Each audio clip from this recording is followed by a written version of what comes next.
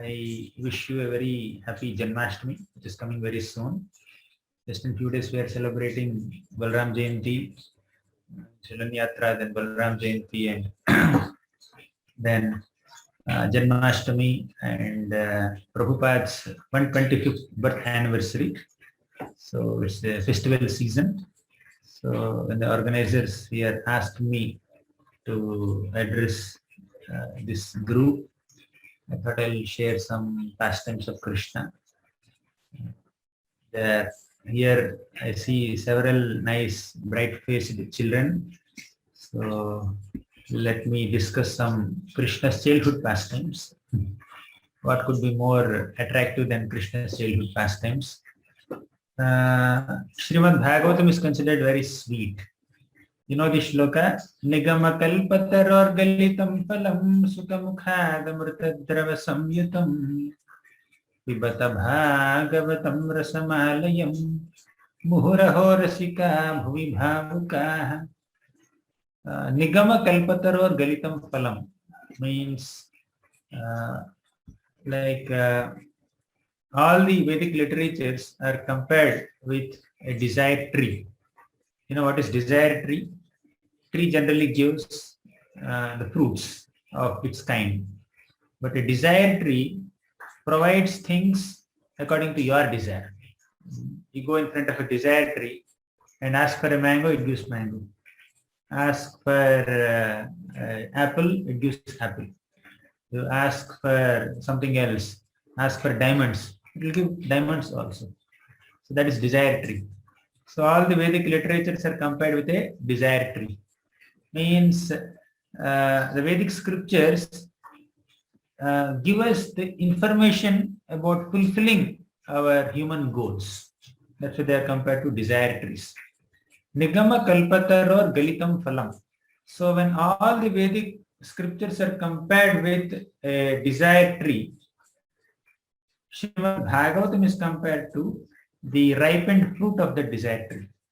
Okay, galitam phalam. Galitam phalam means ripened fruit. Then sukamukhad amrutadrava samyutam. This fruit is already very sweet. It's ripened. It's very sweet, very nectarian. And when Sukadeva Goswami spoke that Bhagavatam, it has become much sweeter. So fruit is already sweet, but when a parrot bites that fruit, its flavor increases, isn't it? Similarly, Srimad Bhagavatam is already sweet, but when a pure devotee speaks that Bhagavatam, the sweetness of Bhagavatam increases. Okay, Krishna's pastimes are there in Srimad Bhagavatam. Thus, Srimad Bhagavatam is very nectarian and sweet. So the sweet pastimes of Krishna, when they are narrated by Krishna's pure devotees who love him so much, they appear much sweeter. So Krishna goes to different houses in Vrindavan, and Krishna steals butter and steals all kinds of milk products. So Krishna is very naughty in Vrindavan, although he's just a 3-4-year-old boy. He doesn't leave a single house. He would just go to every house and then steal milk products from there. So all the gopis, although apparently they become angry with Krishna, they get irritated, they scold Krishna, they complain on Krishna, they run behind Krishna to catch him. Still, all the gopis are very happy that Krishna is coming to their houses for milk products. In fact, this butter that they are making, all the milk products that they are making, they are actually representing their hearts. The soft and sweet and white butter represents the soft, sweet and pure hearts of all the gopis. Okay, they make it so that Krishna could come and steal. So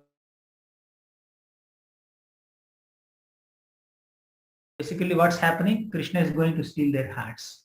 With every naughty pastime, with every playful pastime that Krishna does, he's stealing the hearts of all the gopis and all the Brajavasis. So the gopis actually wait for Krishna to come and steal their butter. Although apparently they scold him externally, but they have been waiting for Krishna. When will Krishna come and steal butter? Oh, it's time up. Krishna has not yet come to my house. They keep waiting for Krishna. So now, but when Krishna comes, they become angry. Krishna comes and then releases their calves before milking time. Generally, the cowhead men go and milk the cow at certain time, and they take out some milk, and the remaining milk is given to the calf, because calf doesn't know how much to drink. So calf may drink more than required, and the cow's body has more milk than what the calf requires. So it's shared. But Krishna goes and releases the calves before even milking time. So they become a little irritated. So when Krishna releases the calves, the people who are living in those houses, they would just come and run behind the calf. When all the people in the house are running behind the calf, Krishna will enter their house because nobody is there in the house. Then he will steal butter. That's how he diverts their attention. Then further, when Krishna goes inside the house, he would take out butter and all milk products which they have kept aside for their husbands. And when the gopis, sometimes they hang the butter pots from the ceiling, from their roofs. So Krishna would somehow put some wooden planks and some stones, and or he would just ask his friends to make a pyramid, and then he would climb up on their backs, and then he would steal the butter. Okay. And sometimes these gopis would keep all the milk products in a dark room. Then Krishna would just enter the dark room and illuminate the dark room with his with the shine of his jewels. So the room is well lit. He himself is so effulgent, although he's dark, still he's very effulgent. So thus Krishna would steal butter somehow or the other. So there are no obstacles for Krishna. So in this way, Krishna does all kinds of naughty pastimes, and the gopis of Vrindavan, they never want to forget these pastimes of Krishna. They always want to remember these pastimes, recollect these pastimes. So Krishna, then the gopis would discuss with each other. You know, Krishna came to my house and did this activity. Then other gopi would say, he has come to my house also. He pinched my babies. He has come to my house also. He passed urine and stool there in my house, in clean house.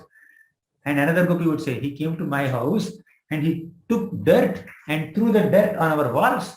I just freshly painted my walls with cow dung and then put some rangoli there, but Krishna just threw some dirt on the walls.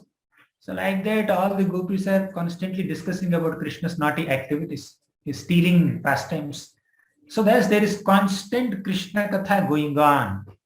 You know the shloka, Machitta Madgata Prana. You want to recite? You can raise your hands if you want to recite a shloka. Who will recite the shloka? No, okay. Krishna Priya and Vishnu Priya, they are reciting. Machitta Madgata Prana Bodhayanta Parasparam Katayantascha Mam Nityam Tushyanti Cha Ramanti Cha. So what is the meaning of the shloka? The devotees speak about Lord Parasparam. The two devotees speak about the Lord, and they experience the happiness. Correct. Tushyanti and Ramanti. Yes, devotees gather together and discuss about Krishna and experience great happiness. That's what Vrajavasis are doing. All the Vrajavasis come together and they discuss about Krishna and they become so happy. Tushyanti cha ramanti cha.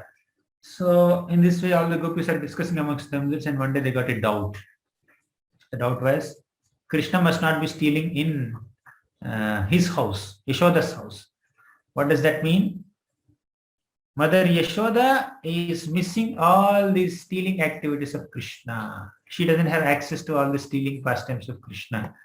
So to give that same pleasure to Mother Yashoda, all the gopis came to Mother Yashoda and started giving complaints against Krishna. So they said that your child comes and does all kinds of mischief in our houses. So they were speaking Krishna Katha. They were remembering all the activities of Krishna, but in the form of complaints.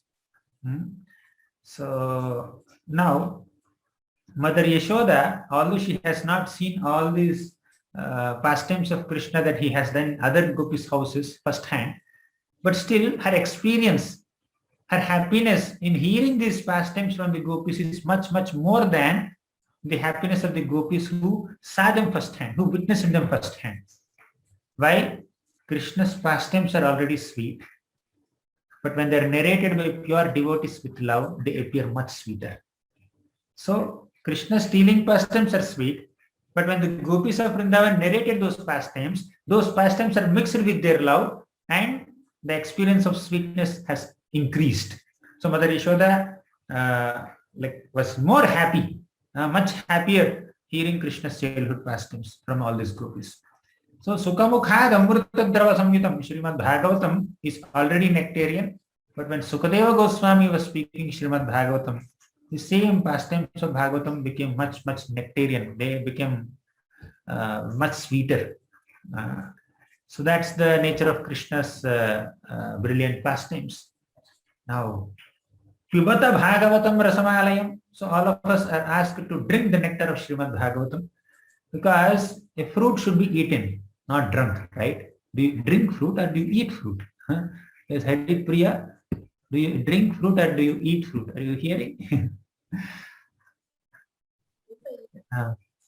Do you drink fruit or eat fruit? Eat.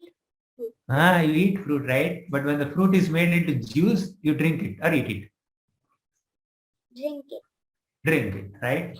So, this shloka, Nigama Kalpataror Galitam Phalam, that phalam fruit has become Amrita Drava Samyutam.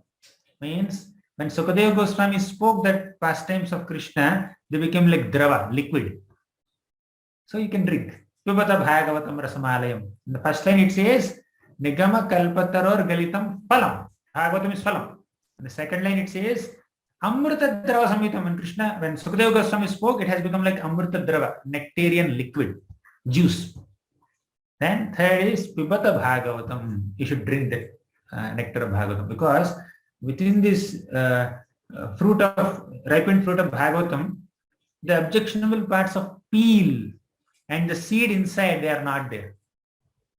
Okay, there is no seed inside. In a juice, you don't find the peel of the fruit, right? In the juice, you don't find the seed also. You can just directly drink it. There's nothing to throw there. Similarly, in Bhagavatam also, there's nothing to reject. Everything you have to accept. It's juice. Right? There's nothing you can remove. Okay, remove this, remove this, remove this. Then this is the essence. No, Bhagavatam itself is the essence. It's directly the juice. Just drink it. How long you should drink it? Not once.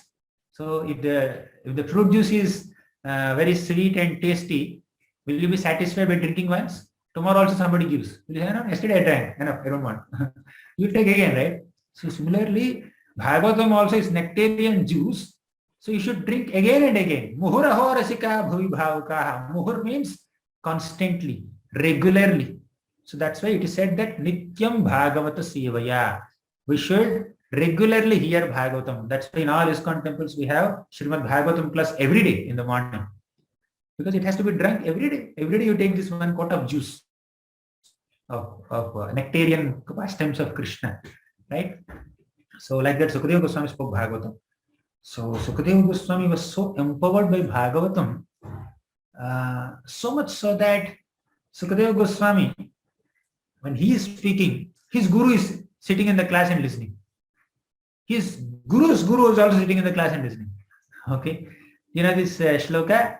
Yahasvanu bhavam akhila shruti saramekam adhyatma deepamatititi rishatam tamondham.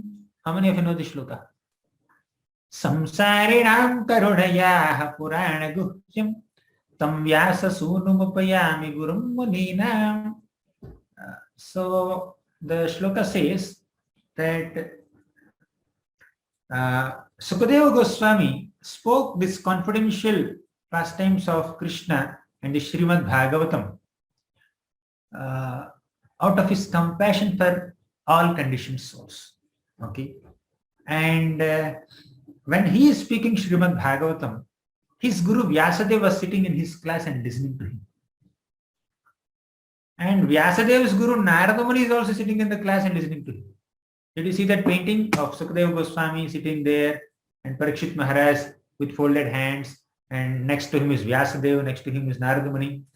So Sukadeva Goswami's guru is Vyasadeva. Vyasadev's guru is Narada Muni. So Sukadeva Goswami has been empowered by Srimad Bhagavatam so much so that his guru and his Parama Guru also became his disciples and then listening to him. That's why he is called Guru Muninam. He has become guru of Vyasamuni and Narada Muni. Okay. So to that degree, Sukadeva Goswami has been empowered to narrate the pastimes of Bhagavatam. Thus, Sukadeva Goswami spoke several pastimes of Krishna in Bhagavatam. So he spoke the pastimes of various incarnations of Krishna up to the 9th canto. And in the 10th canto, he begins to describe Krishna's pastimes. Okay. From childhood, from his birth till his disappearance. In the 11th canto, he speaks. So today, let me discuss some pastimes. Putana pastime, you must be knowing, very popular. Trinavarta also, I think I spoke recently in a group recently. Then next pastime is Krishna's naming ceremony. One day, Gargamuni is the priest of Yadu dynasty. Vasudev, Devaki, so they are all in Yadu dynasty, and Gargamuni is the official priest of the dynasty. So Vasudev is the father of Krishna. So he only took baby Krishna from Kamsa's prison cell all the way to Mother Yashoda's house and then kept him there next to Mother Yashoda. She was sleeping because she just gave birth to a baby girl and she was sleeping. And this Vasudev kept his own son Krishna next to the baby, next to Mother Yashoda, and picked up that baby girl and brought her to Kamsa's prison cell. So, and later you know what all happened. But Vasudeva was a little concerned. Oh, my Krishna, my dear son Krishna is just staying in Nanda Maharaj's house. I'm not sure whether Nanda Maharaj has conducted the name-giving ceremony or not. See, after the child is grown a little bit, a couple of months, the parents conduct a name-giving ceremony, Namakarana ceremony. Okay, you know this, right? So all of you are given names by children. Harshin, you don't know.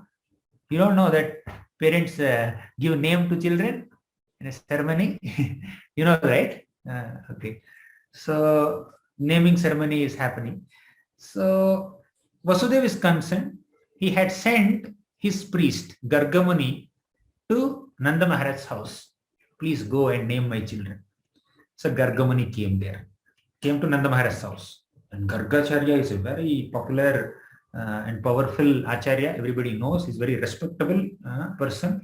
So then Gargamuni, when he came to Nanda Maharaj's house, Nanda Maharaj received him very respectfully, washed his feet and said, people like you, saintly people, Brahmanas like you, will not come to our houses so easily. You have come to our house. It's our great fortune, O Gargamuni. Thank you so much for coming to our house. So please tell us, how can we serve you? And also because you are present in our house, I want to take advantage of your presence here. And I want you to conduct the name-giving ceremony of my children. So at that time, Rohini Mata also was staying in Nanda Maharaj's house. Because Vasudeva became afraid of Kamsa, and he had sent his wives to different places, and he had sent Rohini Mata to Nanda Maharaj's house to stay there. So Rohini went there, and then her son is Balram, who is not yet named, unnamed kids. And Krishna is growing like Nanda Maharaj's son. So these two are not yet named. So can you see, by chanting the holy names of Krishna, we become purified. And now Krishna is not yet named, and Gargamuni is given that privilege to give that name to Krishna. Naming Krishna. Naming this boy of Nanda Maharaj. That's the special privilege given to Gargamuni. So Gargamuni has come to do that only. So Gargamuni came in front of Nanda Maharaj. Nanda Maharaj said, please conduct this ceremony for us, for our children. So when Nanda Maharaj requested like this, Gargamuni said, no, I cannot do this. Internally he was excited. He was very happy to do that. I have come to do that only. And he only asked me to do. For example, your favorite sweet is gulab jamun. Okay, somebody brought gulab jamun in front of you. Out of politeness or some shy, you are not picking up that sweet. You are just you are just looking at there. Okay, let them only ask. So they asked you, will you like to eat gulab jamun? They asked. You become so happy without my asking, they're giving. But you say, no, I don't want. So just out of some shy or politeness or just to make them plead you little more, you may say, no. That's what Gargamuni is saying. No, I will not do this, please. Don't push me.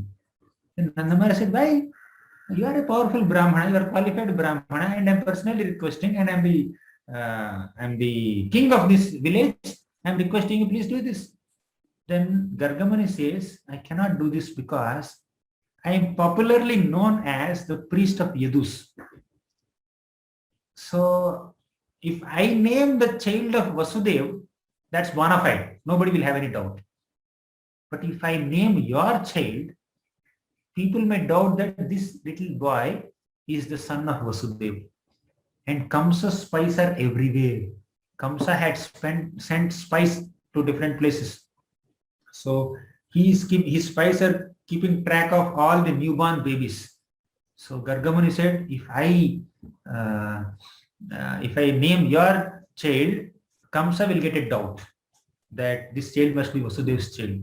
That's why I cannot do this. And Nanda Maharaj says, you are a Brahmana. Why will Kamsa harm you? Kamsa doesn't have the discrimination. Kamsa is such a cruel fellow, whether it is a man or a woman or a Brahmana or a Kshatriya or a small child or a grown-up elder person, he doesn't discriminate. He will just kill everybody. So even whether I'm a Brahmana or not, Kamsa will definitely kill me, so I cannot do this. So then Nanda Maharaj says, okay, fine. If you are concerned about that, then I have another proposal. Let's do this naming ceremony secretly. Where? Let's go to our Goshala. In our Goshala, I will dispatch all my servants and everybody will go. In our Goshala, myself will be there. Then Yashoda Mata, then Rohini Mata. I will not tell anybody. Yashoda and Rohini also will not tell anybody. And these are two boys, kids. They don't know anything. Two newborn babies. They are the Swarats. They are Sarvagnas. But Nanda Maharaj says, these are two boys. They don't know anything. They're innocent kids. They will not tell anyone. And our cows will not tell anybody. Our bulls are there. They also will not tell anyone. So cows and bulls and calves will not tell anybody. We three will not tell. And it's secret. And you will not tell definitely. So this will remain secret forever. So please allow us to have this privilege to have you as the Acharya who can give names to our children. Then he says, Gargamuni says, okay, fine. Actually, Gargamuni was expecting that Nanda Maharaj would offer such a proposal so that he can happily do this. So now Gargamuni got the gulab jamun now. So he's about to eat. So Gargamuni went to this place, Goshala. So all of them assembled. Till now, Gargamuni has not seen the child. He's actually anticipating. He was very eager, excited. When will they bring Krishna in front of me? I want to name him. I want to see him. I want to hug him. His mind was like really anticipating. So as he was waiting, Yashoda Mata came with baby Krishna, very small, couple of months old baby. So he has come, and Rohini Mata brought Balram. They are two black and white kids. Okay, so they have come. Then Gargamuni became so excited. So, like within his mind, multiple emotions are coming out. So he is a devotee of the Lord, and that boy Krishna is the Supreme Personality of Godhead. So Gargamuni immediately wanted to fall flat at the lotus feet of Krishna. But he thought, my God, I have become, now I am an Acharya, I am a Brahmana, I have come to conduct the name-giving ceremony of these children. If I fall at his feet and I offer obeisances to that boy, people will think that I am crazy. I have gone crazy. So I should just control my emotions. Then he thought, okay, he's a small child, right? So although he is the Supreme Lord, he's playing the role of a small child. I can pick him up and then hug him and then I can play with him. Then if I do so, maybe people will think that I am frivolous. I should not be doing it. I should be very sober, formal, control myself, control my emotions. Then he just controlled all his emotions, his devotee emotions and his loving emotions. He controlled all of them. and he very soberly said, okay, bring the kids here. So Yashoda and Rohini brought the children there, and he started naming. First, I will name the older child. Who is that? Balramji. So he said, this boy is called Bala because he will have extraordinary strength. Now he may look very small, but when he grows up, he will have extraordinary strength. So he is called Bala. And he's also called Rama because he will give happiness, enjoyment to everybody. He will make everybody happy. That's why he's called Rama. So combine both names, he's called Balaram. And he's also called Sankarshan because he will bring two families together. Nanda Maharaj's family and Vasudev's family. Vasudev's family is a Kshatriya family, Nanda Maharaj's family is a Vaishya family. He brought both the families together. That's why he is called Sankarshan. So in this way, Gargamani gave names to Balramji. Bala, Rama, Sankarshan. 3 names. Then he came to the younger child. The younger child's name is Krishna. So he gave him that name Krishna, and he also said, this little boy, this is not the first time he is appearing in this earthly planet. He has appeared several times before. He has appeared in various incarnations before. And earlier, he also has appeared as the son of Vasudeva. So, hearing this statement, somebody may understand that earlier means in the previous lifetime. But what Gargamani meant was in this lifetime only. Just a couple of months back, he was born in Kamsa's prison cell as the son of Vasudeva, and he was brought here. Okay. So, like that, Gargamani in a very cryptic language, indirectly, he is revealing that this boy is the son of Vasudeva. First, he said that this Vasudeva, I am Vasudeva's priest. If I name your son, people may think that he's Vasudeva's son. So he already gave an indication there. Now again, he is saying that Krishna has appeared as son of Vasudeva earlier. So like that, Gargamani completes his name-giving ceremony, and he names Krishna and Balaram. So later, Gargamani leaves, and Krishna continues to stay in Vrindavan, actually Gokul Mahavan, with Mother Yashoda, Nanda Maharaj and all. So now, Gargamani just goes back, and Gargamani now goes to Vrishabhanu's house. Okay, and he also sees Srimati Radharani. Okay, there, and he also explains the meaning of Radharani to Skirtida and Vrishabhanu in their house. So like that, Krishna just grows up a little bit more. Kalena Vrajatalpena Gokule Rama Keshavo Janubhyam Sahapanibhyam Ringamanav Vijakratuhu. So Kalena Vrajatalpena means by the passage of time, Krishna and Balram grew up little. So a small child cannot move on its own. When he grows little bit, few months old, and he begins to turn on his own. And after growing up little more, he may start crawling slightly. And after some time, he may try to walk on his 2 legs, right? It will take some time. So at this stage in his pastimes, Krishna started crawling. Kalena Vrajatalpena Gokule Rama Keshava. In this Gokul, Rama, Balaram and Keshava, Krishna, they started crawling. How? Janubhyam Saha Panibhyam. Pani means hands, Janu means knees. With the help of knees and hands, Krishna and Balaram started crawling. Right? Ringamano Vijahrituhu. So they enjoyed their childhood play by such crawling. Okay. In Nanda Maharaj's courtyard. So as Krishna and Balaram were enjoying like that, Garga Samhita, this book, very beautifully describes the form of Krishna. Balam Mukunda Mati Sundara Balakevin Drishtva Param Mudamava Purativa Gopya Shri Nanda Raja Vrajametya Graham Vihaya Sarvastu Vismrita Graha Sukha Vigrahastah Balam Mukundam Atisundara Balakeli. This Bala Mukunda, the small child Krishna, is Atisundara Balakeli. He is performing such beautiful pastimes as a small child. Drishtva Param Mudam Apuvarativa Gopya. All the elderly gopis, motherly gopis became so enchanted seeing this childhood pastimes of Krishna. So like that, so Krishna began his crawling pastimes. As a small infant baby, Krishna would just crawl, and in the courtyard, Krishna saw a big statue of a lion. Okay. So at the entrance of Nanda Maharaj's house, and he became so frightened and began to cry. So Krishna, an incarnation of Krishna is Narasimhadev. But now as Krishna, baby Krishna, when he saw the statue of a lion, he started crying.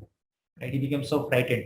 And the gopis immediately picked up Krishna and compassionately spoke to Yashoda and then pacified him and controlled him from his crying. So another time, Krishna crawled across the room, and Krishna eventually came to the door, and in the doorway there are arches. On the arches, there are birds. Birds just fly and then just stand there. So the pillars are made with jewels. Okay, not with cement, paint, plaster, tiles, ceramic tiles, not that. So there, the pillars are made with jewels.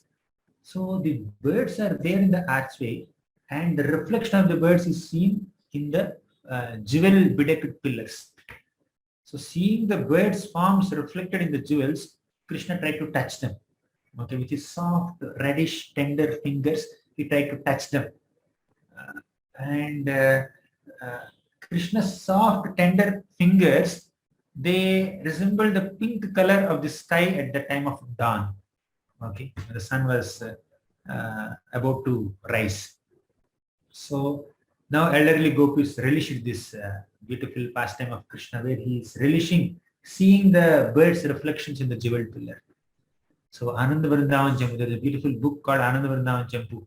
So now that says that all the Brajavasis, especially the ladies, are filled with joy.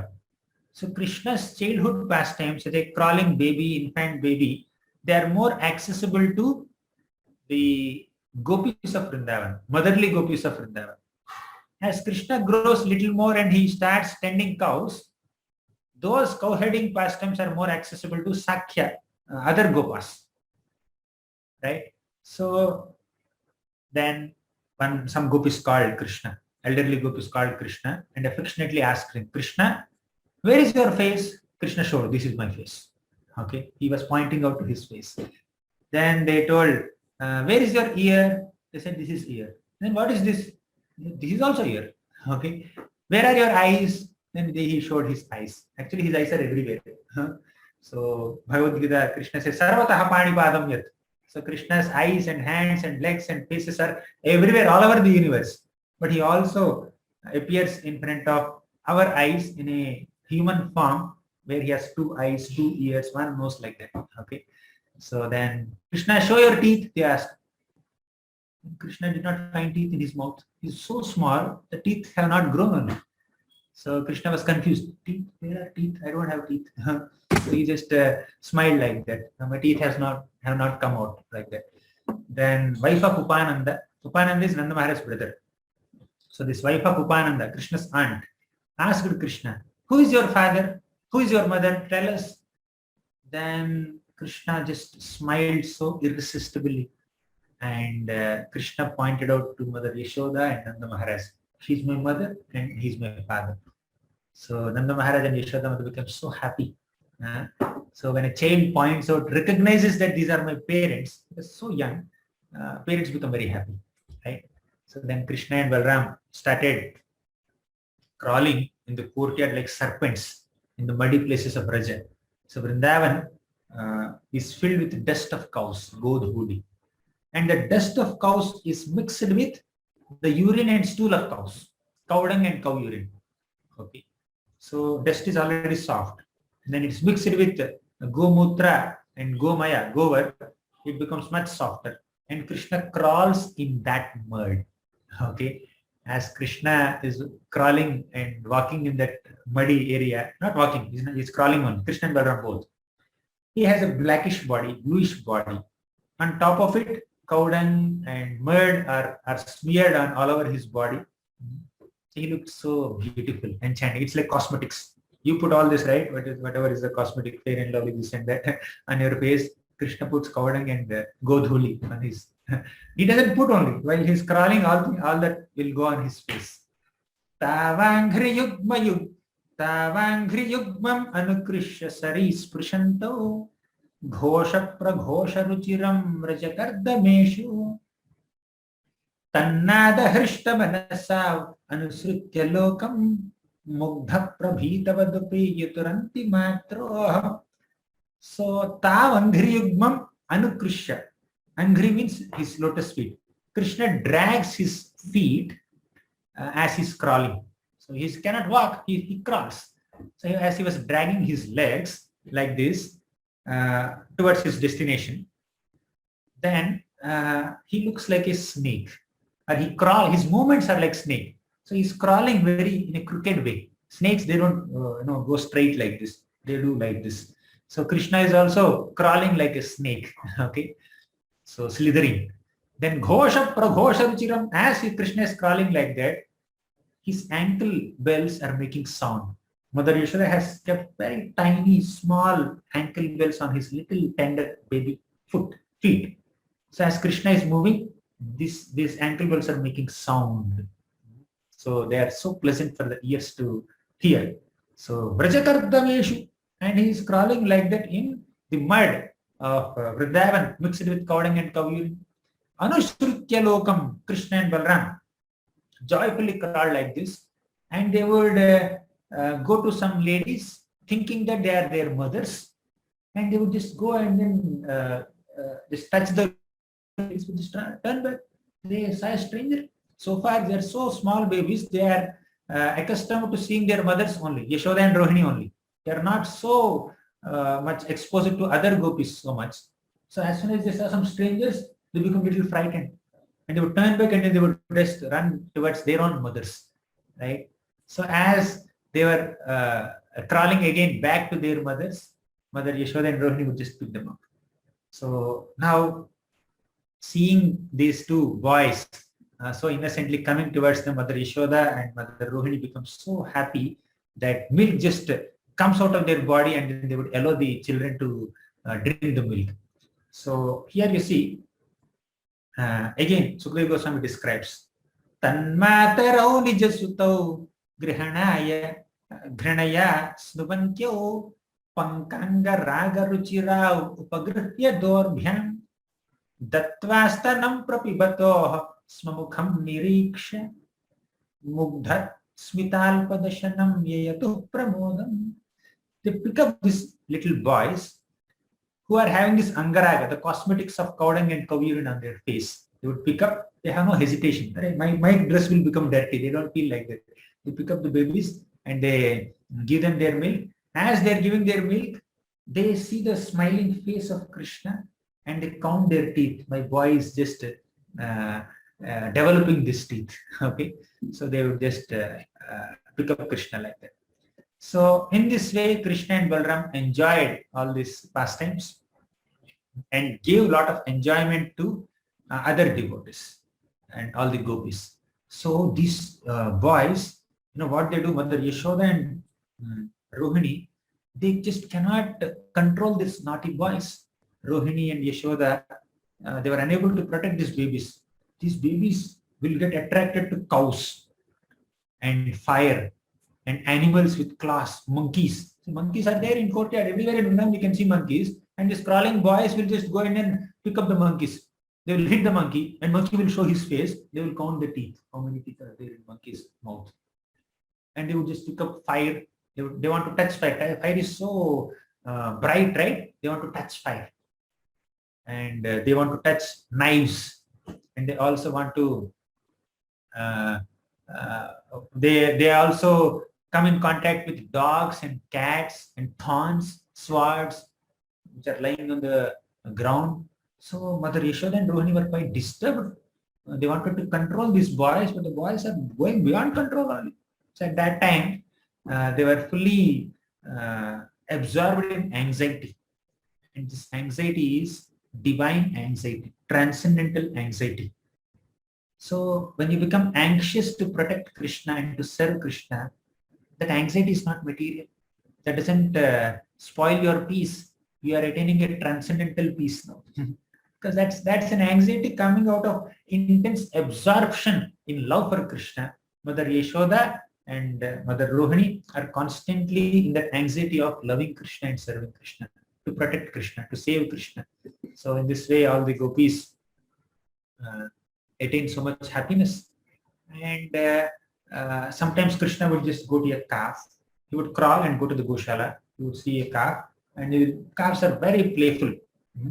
So he would just pull the tail of the calf, and the calf becomes a little frightened. Calf would get up, and then it would run, and Krishna becomes frightened now. Krishna holds on to the calf's tail so tightly, and as the calf is running, so Krishna would be dragged in the Vrindavan mud by the calf, and all the gopis would laugh. And gopis get also concerned that, oh, what would happen to these boys? Because when you are being dragged by a calf on the floor, there may be cuts on your legs. So gopis become concerned.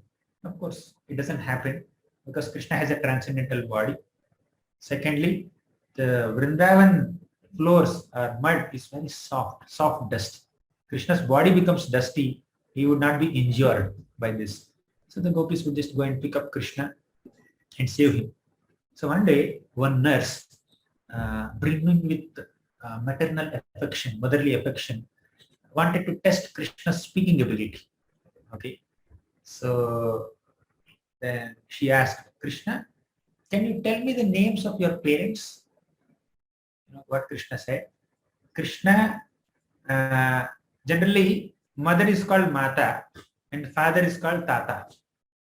Okay. In Telugu, even the Tata is grandfather, but father is also called Tata, right, in Sanskrit. So mother is Mata and father is Tata. So Krishna took the first word of Mata, and last word of Tata and said Mata, right? Again and again, Mata. That is their name. He doesn't know the names of Nanda Maharaj and Yashoda Mata. Mata. That's how he pointed out.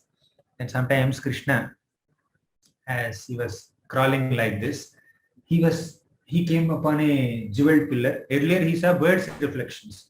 Now he saw his own reflection. And he saw this stranger, who is this boy inside this pillar? He became so frightened seeing his own reflection. And he tried to erase the reflection with his hands. And the reflection is not getting erased. The reflection also is seemingly erasing him, Krishna. Krishna became frightened. And he just ran towards his mother, and Yashoda just took him up. And Krishna tried to stand after some time, after doing this crawling pastimes. Krishna tried to stand up on his own. So earlier, Janubhyam Saha Panibhyam. Earlier, he was moving with the help of both his hands and legs, like a calf. But now, he is trying to stand on his own, on his legs, without help of his hands. Slowly, he took the help of a wall. Sometimes Mother Yashoda gives her fingers, and Krishna would just touch those fingers, and then he would move. And sometimes Krishna would attempt to walk on his own without Mother Yashoda's finger. So he would just walk 2-3 steps and would just fall on his bottom. And Mother Yashoda would smile, and Krishna would feel disappointed. His attempt failed. Okay, he's learning to walk. His attempt failed. He would become disappointed. He would keep a very sad face. Mother Yashoda would come and then give her finger. Then Krishna would catch that finger and then get up and then walk, and he would smile. Okay. So then in this way, Krishna grew up slowly. And after he grew up a little more, he started doing more naughty pastimes. So one day, Radharani's grandmother, Mukhara, played a joke with Krishna.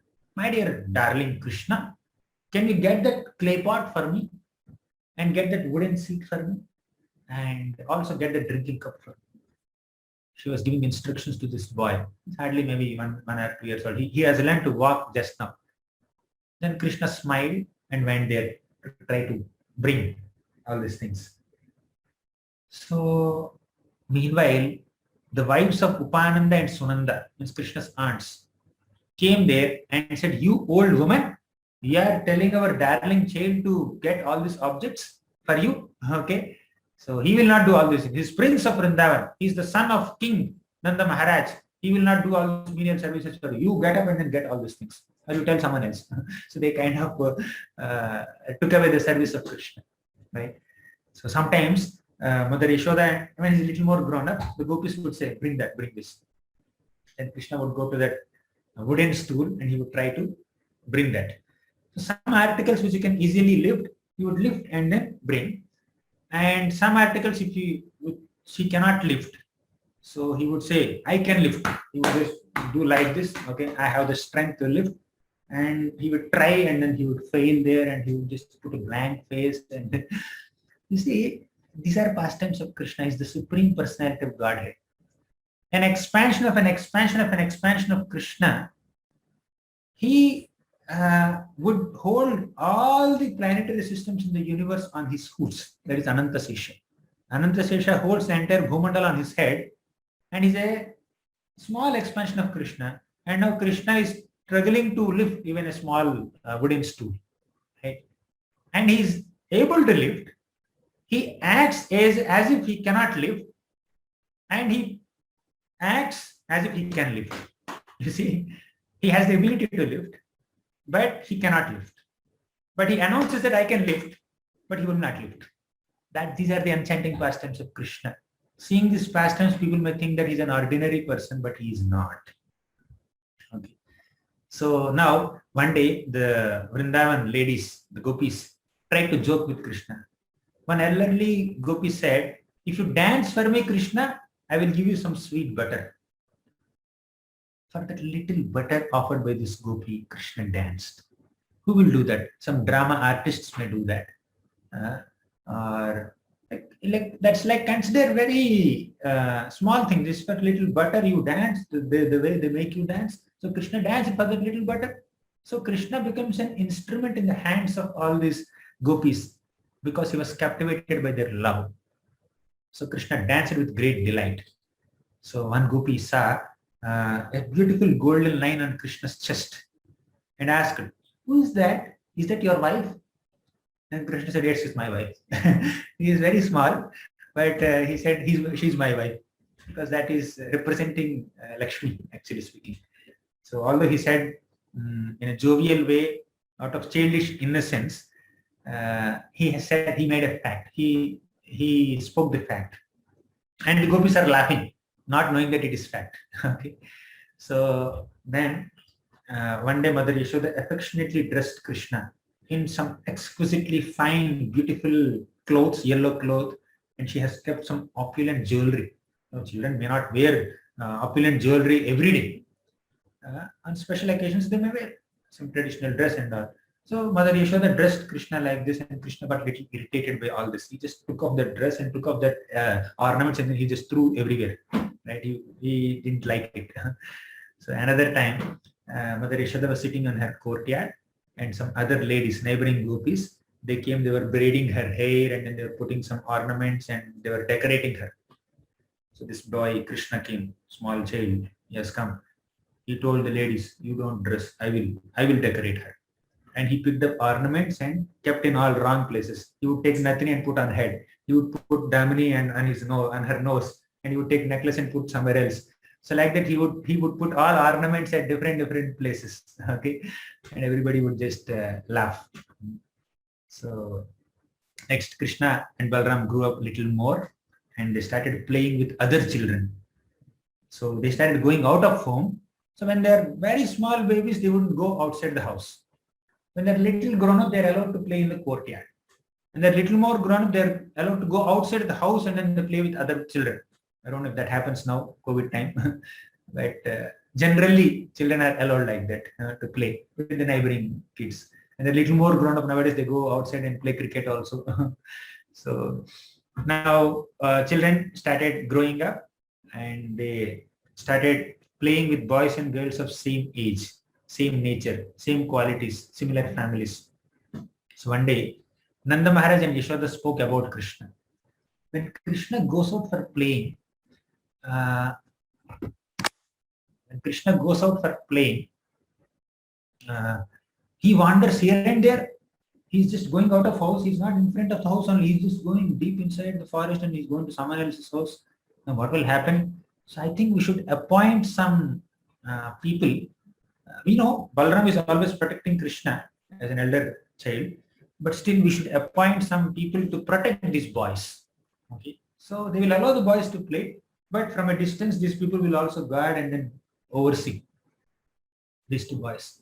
So like that, they appointed some Gopas to do that.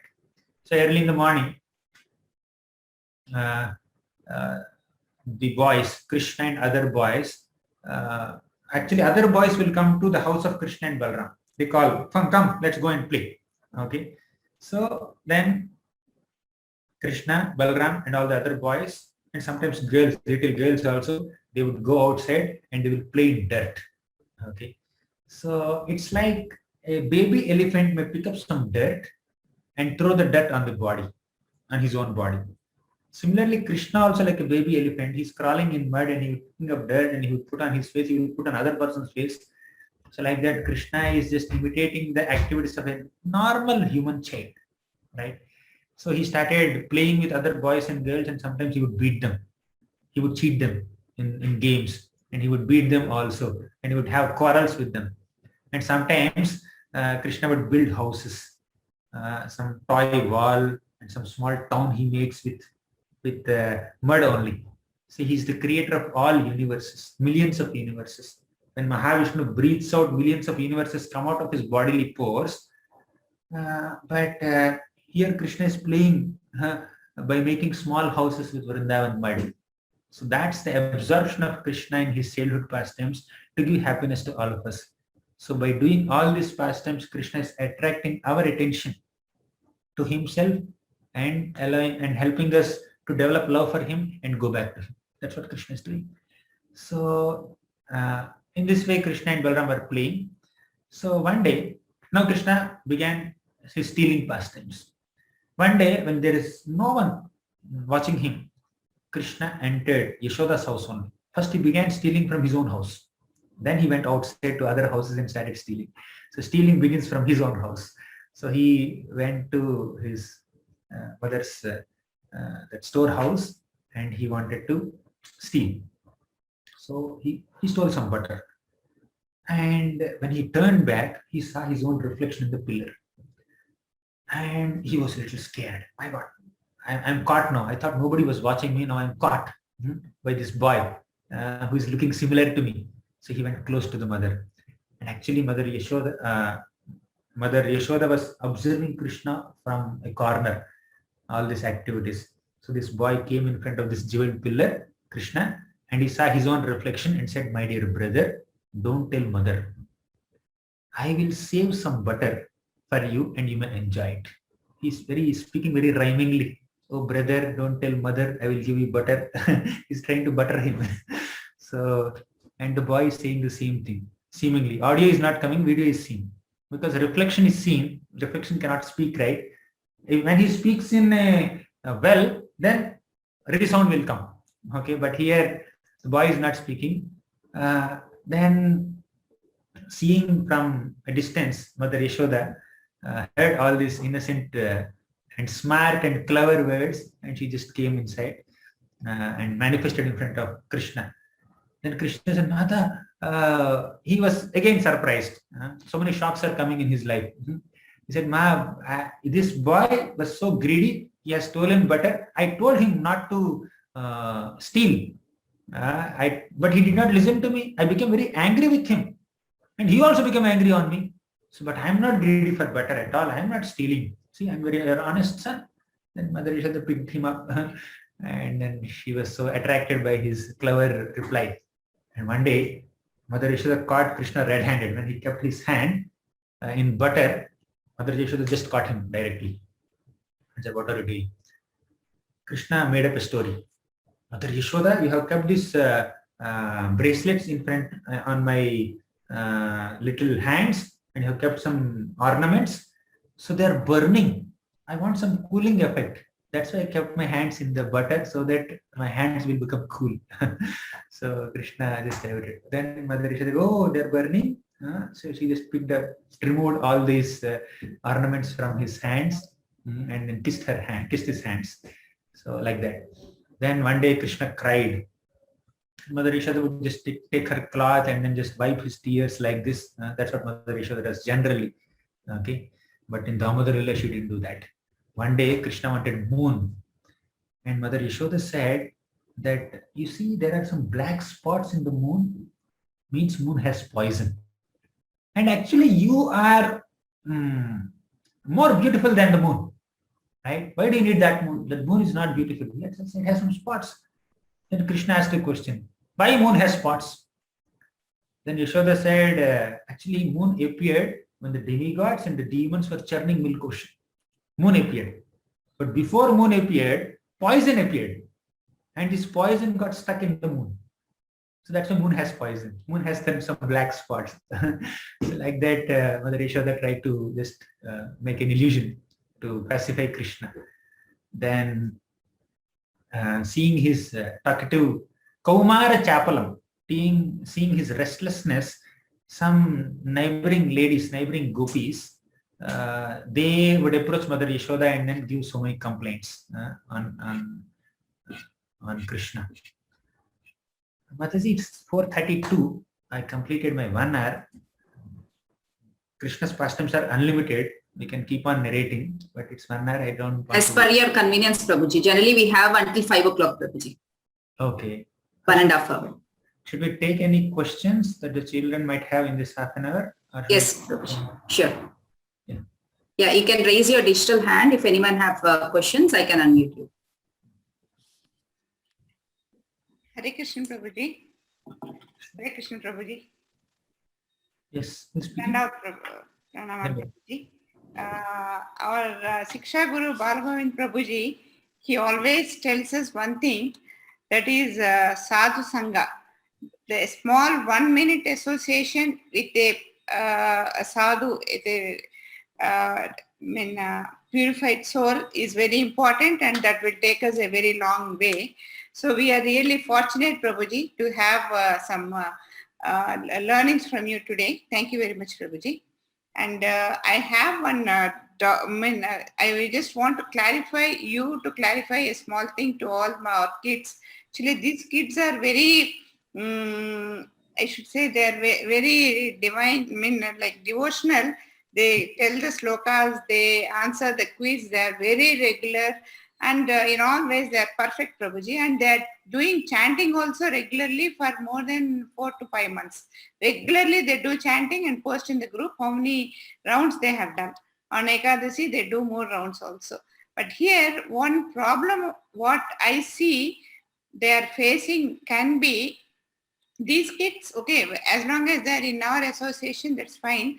Once they go to their friends, they might be facing some problems, like there will be a lot of discouragement and criticism, and even not only friends, even from elders of relatives saying that why are you into this devotion at this age, and his friends, their friends saying why are you doing chanting, or why are you not taking non-veg or coffee, tea, things like that. So one thing is, how should they control their temptations, because the enjoyments what their friends are doing are really tempting.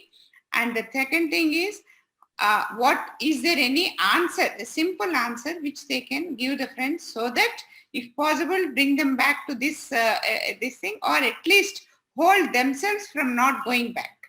This point, can you just clarify, Prabhuji? Okay. Thank you. So, Prahlad Maharaj, he was kept in the school of atheism, run by professors Mr. Shanda and Mr. Amarka. And the syllabus there is diplomacy, politics, discriminating between people as friends and enemies, dharma, artha, kama, no moksha, and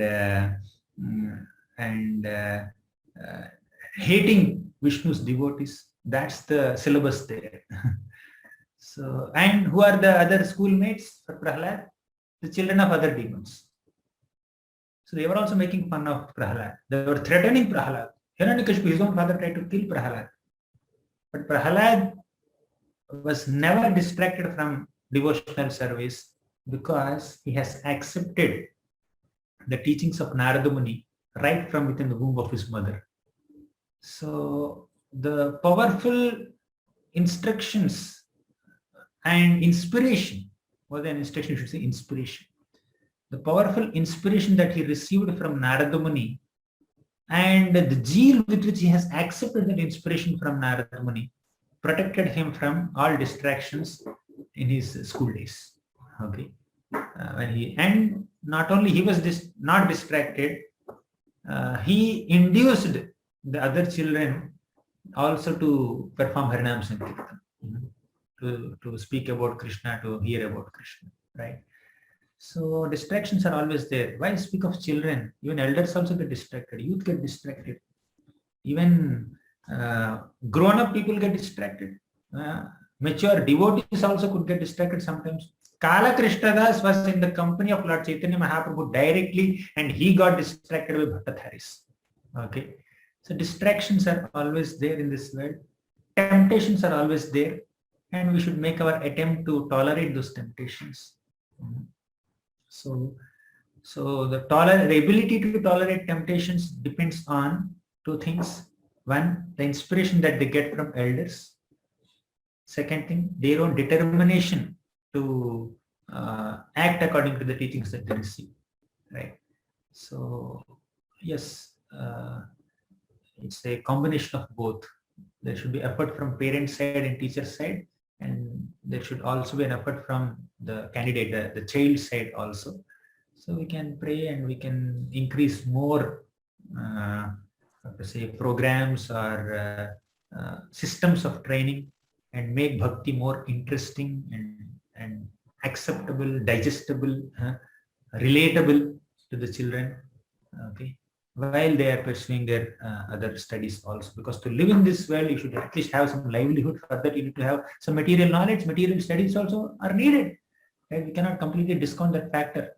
We are not living in some hermitages in the middle of the forest where we are surviving on some fruits and roots and living the whole life there only with matted logs. So we are living in cities and towns and villages, and we need to do something. So there should be training in that direction also. So yes, while doing so, we should also protect ourselves from the negative vibes. And the distractions are there not only in childhood, in all ages, for all age groups. So we need to be a little more determined, and we should the more stronger the vibes or inspiration that they get in devotee association, the lesser they will be tempted by the distractions around. Right. So we need to strengthen this. Then that will be weakened. And as far as giving an answer to their other friends who are telling them, why don't you eat meat, why don't you watch movies, why don't you do this, why don't you do that? It's my preference, it's my choice. When I was in my college, people used to tell me, what has happened to you? Someone has hypnotized you. When I was in my in my office also, some of my colleagues and boss also used to tell me, you're so young, 22, 23. At this age you could be influenced by people. That's what you are trying to do with me. I said that in the mind. But I understand there is some genuine concern from such elders' side, but at the same time we have our own life, our own inspiration also. So we may disagree with their philosophy, but we should never disrespect them. So by not disrespecting the people who may not be following a devotional process at this stage, we can melt their hearts. When we exhibit, when practitioners of bhakti exhibit a good behavior and good dealings with the other people, they will also be inspired to take up this process. We should not hate them. We should not envy them. We should not maintain grudge towards them. We may not follow their path. We may not eat meat like them. We may not do whatever things that they may be doing. But we should not be disrespectful towards them. We should be polite. We should exhibit our good character and good manners and good behavior in front of them.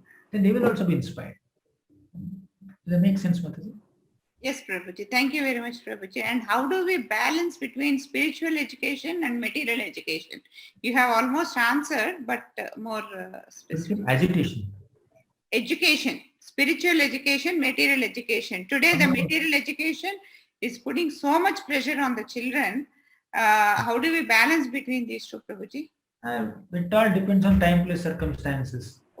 The answer to this question, like what is relevant for a 5-year-old baby? Harshit, I see he's so small. I don't know how old is he, maybe 4, 5, 6 years old. And some are little grown up. So it is different for different people. 10th standard children, for example, you need to give them that space. They have to spend more time for their studies. And like younger kids, they may have more time for other things. So it all depends on time plus circumstances. Okay, but let me take some children's questions. Yes. Yes, Haripriya. Haripriya? Actually, Prabhuji, just like Gragami explained Balaram's meaning, so same way, can you tell what was the meaning of Krishna's name? Of course, he said that. You are very intelligent to observe it and then ask the question also. Gargamuni explained the meaning of Krishna, word Krishna, and actually, in fact, every single syllable of Krishna's name he explained. Every single syllable of Radha's name also Gargamuni explained. So, you want to hear that? Are you interested to hear that? Yes. Okay, very good. Kakaraha kamala kanta rakaro rama ityapi sakaraha sadgunapatihi svetadvipa nivasakrit nakaro narasimhoyam akaro yaksharo vibhuk. So in Krishna, you see kakara, ka sound is there. Next ra sound is there. Next sha sound is there. Then na sound is there. Then a and a sound is also there. So five sounds are there. So kakaraha kamala kanta means the meaning of this ka sound is kamala kanta, means he is the husband of Lakshmi Devi. Fine. Got it? Haripriya, you got it? Ka. What does Ra mean? Ra stands for Rama. Rama. He is the supreme enjoyer. Ra indicates Rama. He is the enjoyer. Then Shakaraha Shadgunapati. Sha means he is Shadgunapati. Shadguna means there are 6 good qualities. 6 qualities of Krishna. You know what are the 6 qualities of Krishna? 6 opulences of Krishna? You know? Krishna Priya knows. She will tell. Mother, you can unmute Krishna Priya, Vishnu Priya. Yes, Prabhuji. What are the 6 opulences of Krishna? Yes, Krishna Priya. ऐश्वर्यस्य समग्रस्य वीर्यस्य यशस्य ज्ञानवैराग्ययोश्चैव षण्णां भाग इतिङ्गनाम् ऐश्वर्य Aishwarya, wealth. Okay, next. Virya means this power, strength. He have yasha, fame. Jnana, knowledge. Vairagya, renunciation. And one more. Beauty. Beauty, yeah. Yes. Yeah, these are the 6 qualities of Krishna. Fine. The Sha indicates that Krishna has all the 6 qualities. Okay. Then Na indicates that he is Narasimha. A indicates that he is Agnibhuk, means you feed him through the fire sacrifice. This is the meaning of Krishna name. You understood? If it's too technical, it's okay, no problem. Krishna means all attractive. That's the simple meaning of the name. Haripriya, She is the youngest of the group, Prabhuji. Yeah, you can see that. Akshaya. Nothing, Mataji. Same question I also wanted to ask. Okay, good. Okay. Yes. Okay. Sahiti. Prabhuji, Hare Krishna. I am actually an intern and I am not able to balance both. When I go to studies, whenever we have a session of Kids Gurukul, I want to come here, but I am supposed to study for the next day. So how can I balance both? Do one thing, you start giving classes.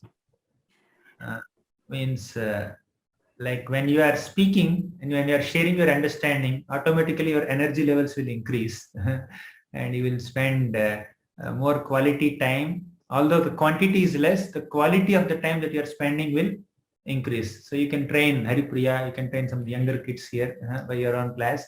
So that will become your revision of your own basics of Krishna consciousness. So you start sharing.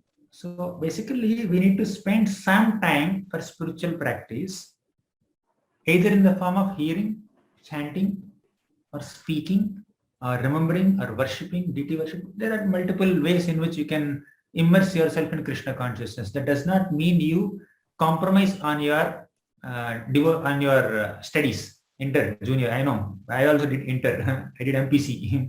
So I think I got whatever 92%, something like that at the end. But lot of effort. At the time I didn't have. You are very fortunate that you have so many trainers here in the devotional community, but I didn't have that opulence so much. I was in materialistic studies only, not much devotional side. But now that you have this opulence, you can definitely balance. Point is, real balance happens when you, whatever time that you're spending, you spend the time with proper concentration. I'll tell you one story, one incident that happened. So generally we wash pots of the deities. Okay.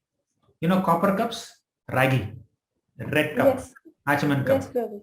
So if you immerse them in tamarind water, they become clean automatically. Right? Have you seen that? Okay. So we go and wash those pots in our deity room.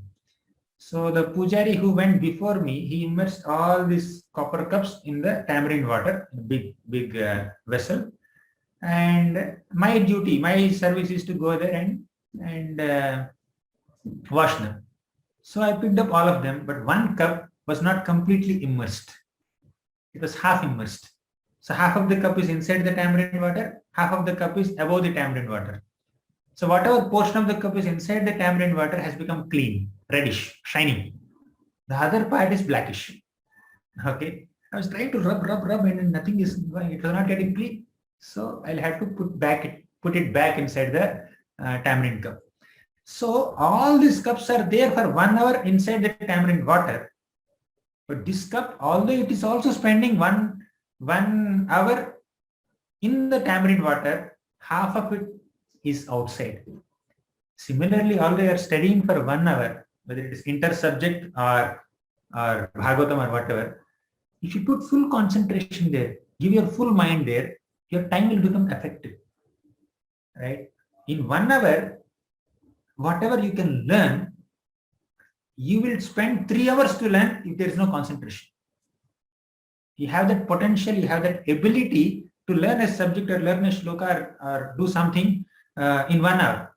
But if there is no concentration, if you are completely distracted, every now and then you just check mobile.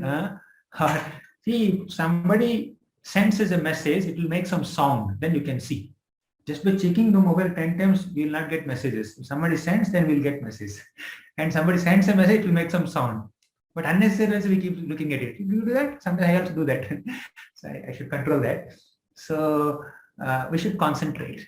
By concentrating, you can become more productive. Right? So make your time productive, then the balance will automatically happen. So you will be able to effectively do your regular studies. You will be able to do this also, provided you give quality concentration to whatever you are doing. You can do both. Not only you, everybody can do both. It happens with everybody's case also. We should have that willpower, determination also. Does it make sense, Sahiti? Yes, Prabhuji. Okay, thank you. Thank you. Thank you. Any other question? Vanshika. Hare Krishna, Prabhuji. Hare Krishna.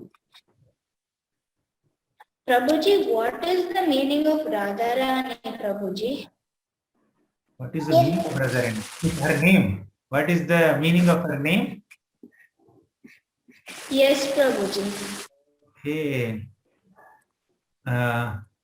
Ramayatu rakarasyat akarastvadi gopika dhakaro dharaya yasyasid akaro vijayanadi virajanadi. So Ramaya tu rakara syat. So in Radha name, there is ra sound, then akara. Rakara, akara. Then dhakara and again akara. So 4 syllables. So not 4 syllables, 4 sounds. So first ra indicates Rama. She is the goddess of fortune. Fine. Second a indicates that she is Adi Gopika. Adi Gopika means she is the original Gopi. From her all other gopis manifested. Then third dha indicates that dharaya hisyat. Right? Dha means she is dhara, means she is earth. Then last a indicates that she is Virajanadi. Akaro Virajanadi. Virajanadi means the river that is in the border of material and spiritual worlds. She can take you across. This is the meaning that Gargamuni has given for the name Radha. Okay. Who is next? Yamini? Krishna Prabhuji. Hare Krishna. Prabhuji, why to keep Krishna peacock leaf? Peacock leaf or feather.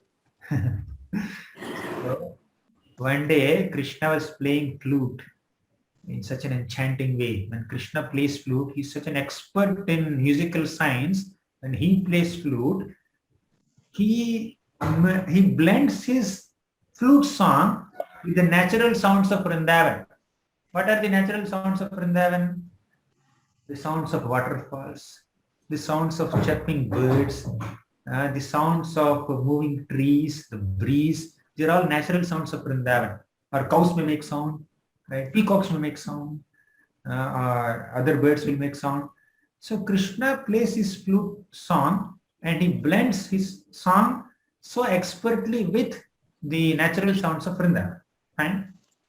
So when Krishna one day he was playing flute like that, peacocks became so happy and they danced. And they danced so happily. So generally peacocks dance seeing the dark monsoon clouds. When it was about to rain, peacock becomes so ecstatic and it starts dancing, right? So Krishna's body is like a dark monsoon cloud. So whenever peacock sees Krishna, he thinks that it's about to rain and Krishna is like a cloud and peacock dances. That's an external reason. But a deeper reason is out of happiness they dance. So when they dance, Krishna becomes more happy and he plays his flute. So Krishna is playing flute and they're dancing. So after dancing, Krishna stopped his playing of flute and the king of peacocks came and offered one peacock feather to Krishna. Krishna, this is our gift for your song.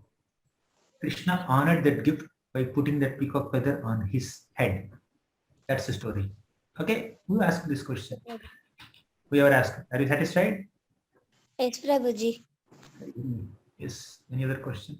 Can we take one more, Prabhuji? Yeah, sure. Akshay? Yes, Prabhuji. Why should we chant only 108 times, Prabhuji? Oh, this is an auspicious number. There is Ashtottara Satanamavali. 108 is an auspicious number. And it is also said that there are 108 prominent gopis. Okay. Like that, there are several traditional and spiritual reasons why we chant 108. But we don't have to stop at 108. We can chant more also. Fine. But that's 108 is a standard number traditionally coming. And we also heard that there are 108 prominent gopis. Fine. Okay. Thank you. I think we are done, Prabhuji. Once again, thank you very much, Prabhuji, by giving your association. Though we are a small group, our kids are really blessed to have your association today, Prabhuji. So we have a small thank you note from most of them, Prabhuji. Can we actually take it, Prabhuji, for 1 to 2 minutes? Yeah, sure. Yeah, Sahiti will present that, Prabhuji. Sahiti, go ahead. Hare Krishna, Prabhuji. Thank you very much for spending your valuable time with us in spite of your busy schedule. Like really, we are very lucky to have you. So I would like to present a video of thank you notes which all our kids Gurukul children have done. Just a second.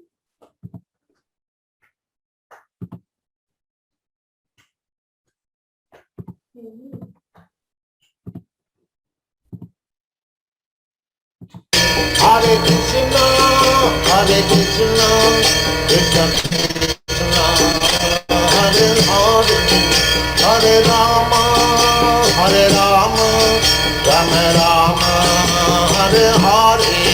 Hare Krishna, Krishna Krishna, Hare Hare, Hare Rama, Rama, Rama, Hare Hare.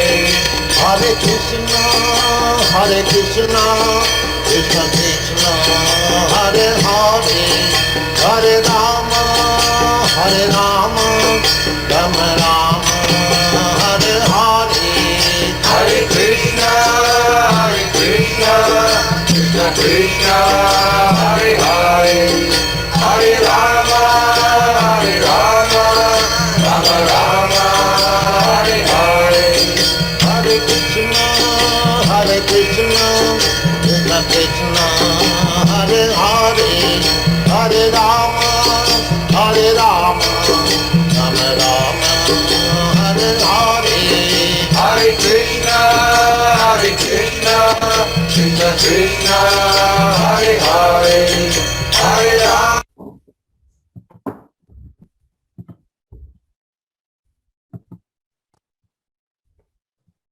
Hari, thank you so much.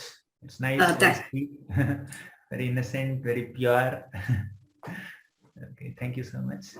Prabhuji, I have like 2 or 3 cards which I received late, Prabhuji. I wanted to share them also. They have made now.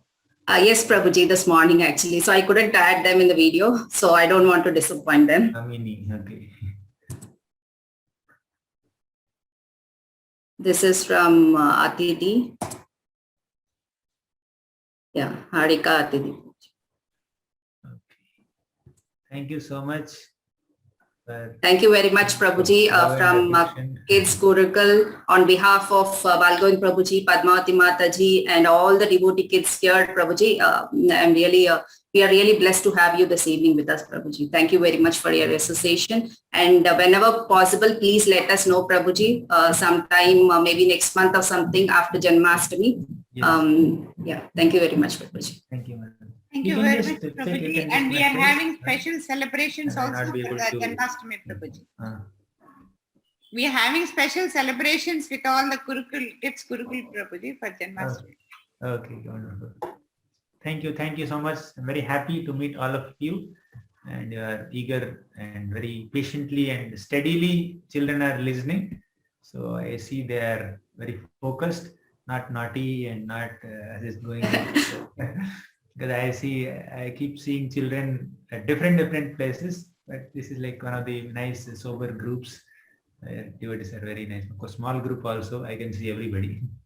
Thank you so much. Hare Krishna. Thank you. I wish you all the best for your studies and career and your spiritual sadhana also. Thank you. Hare Krishna.